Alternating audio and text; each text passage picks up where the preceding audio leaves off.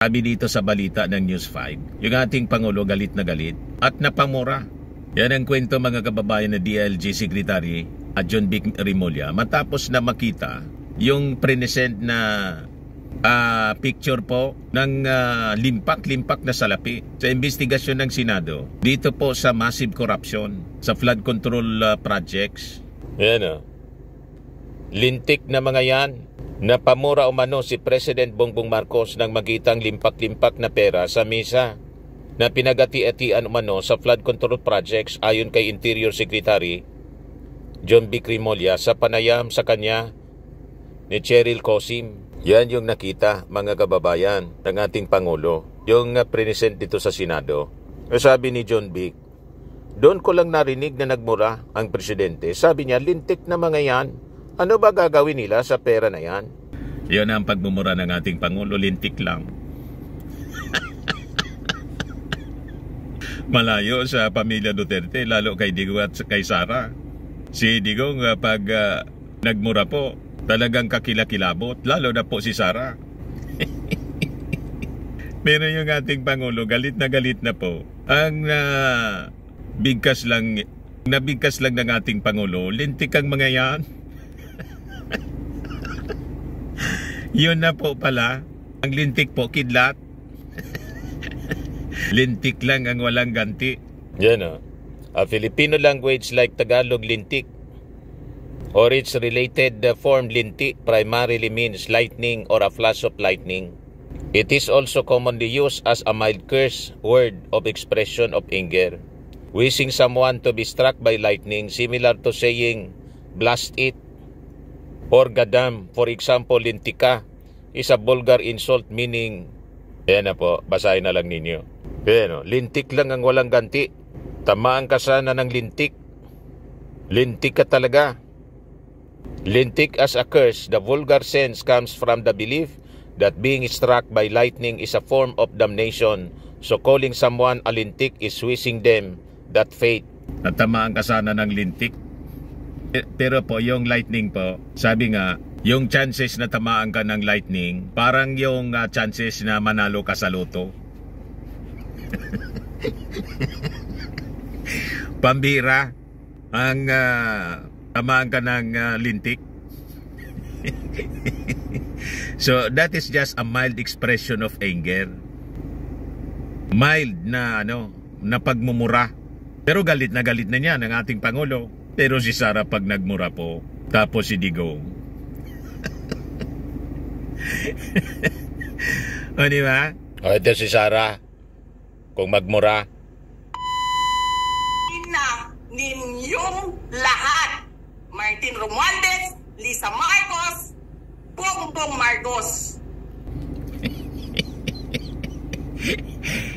Ganon mga kababayan. Pero yung ating Pangulo, hanggang lintik lang.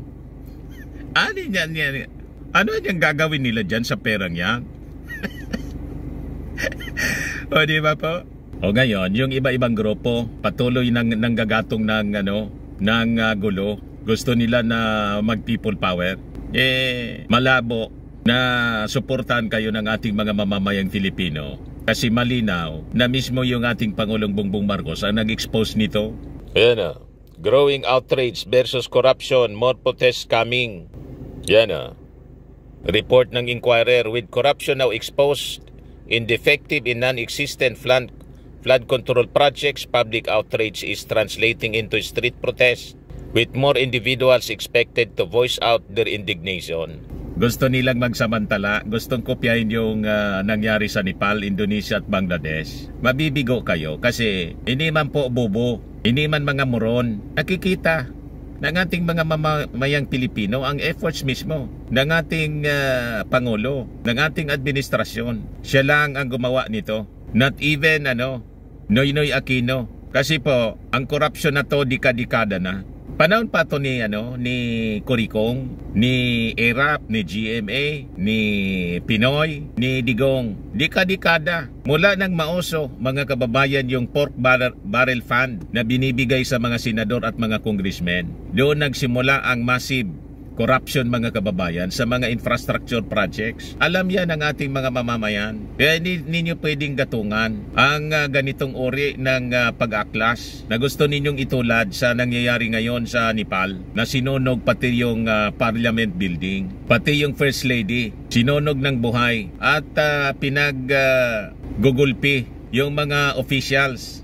Yung iba, inulog sa ilog at pati mga hotels, sinunog mga kababayan, mga sasakyan, ang daming sinunog. Kaya lang hindi ko sa inyo pwede po na ipakita pa rito yung mga images kasi nare-restrict po, mahigpit si YouTube.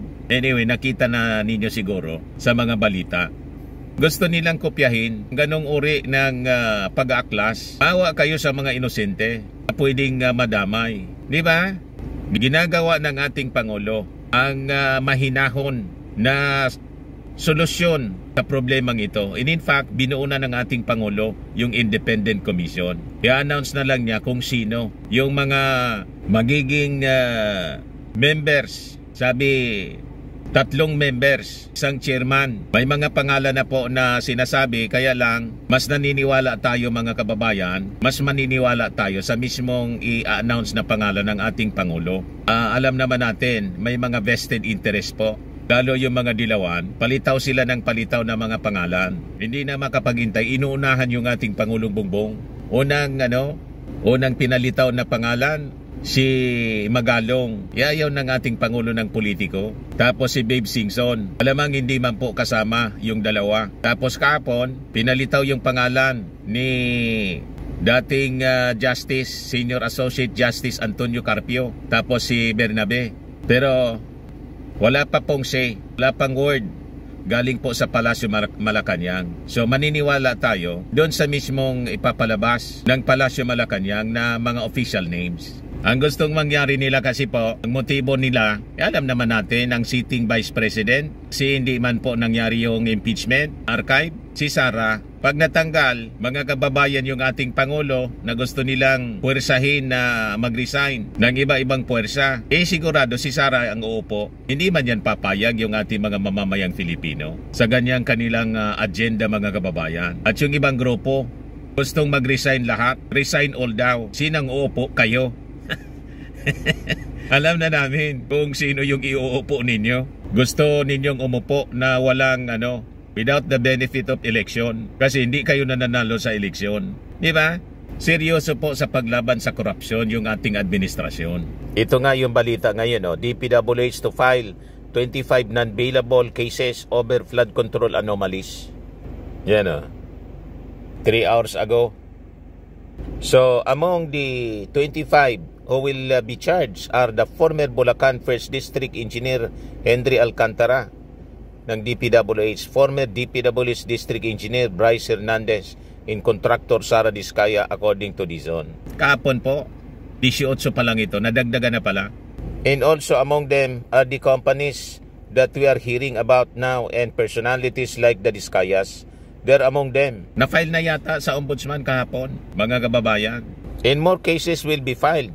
According to Dizon, the charges represent the first batch of complaints with more expected in the coming weeks. So hindi po ito kinukonsente ng ating presidente. Walang rason na mag-alsa po. Siya mismo ang nangunguna, mga kababayan, sa paglaban sa korupsyon na never ginawa ng mga previous administration. Not even Noynoy Aquino gumawa ng ganitong pagtugis mga kababayan sa mga DPWH officials and contractors. Di ba po? At siyempre yung mga politiko na nasa likod nito mga kababayan.